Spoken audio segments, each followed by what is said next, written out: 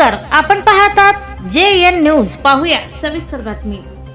माजी खासदार संजय काका पाटील करणार भाजपमध्ये पुन्हा घर वापसी.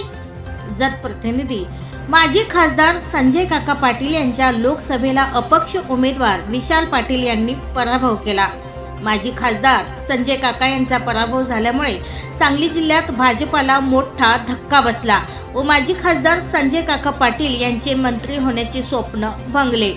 विधानसभा निवडणुकीमध्ये तासगाव कवठेमहांकाळ मतदारसंघ हा राष्ट्रवादी काँग्रेस अजित पवार गट पक्षाला गेल्यामुळे त्या मतदारसंघातून राष्ट्रवादी काँग्रेस पक्षातून उमेदवार कोण अशी चर्चा रंगू लागली.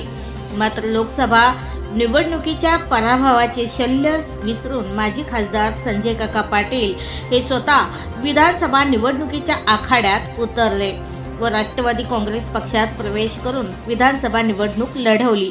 त्यांच्या विरोधात स्वर्गीय आबा पाटील यांचे सुपुत्र रोहित पाटील यांचे तगडे आवाहन होते. या निवडणुकीकडे संपूर्ण महाराष्ट्राचे लक्ष राहिले होते.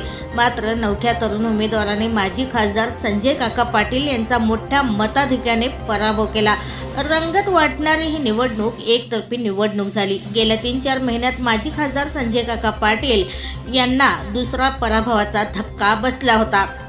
माजी खासदार संजय काका पाटील हे भाजपमध्ये घरवापसी करणार असल्याची जोरदार चर्चा रंगू लागली. भाजपच्या वतीने सभासद मोहीम हाती घेतली असून माजी खासदार संजय काका पाटील यांनी या सभासद मोहीममध्ये सहभाग घेतल्यामुळे ते लवकरात लवकर पुन्हा भाजपमध्ये प्रवेश करणार असे बोलले जाऊ लागले.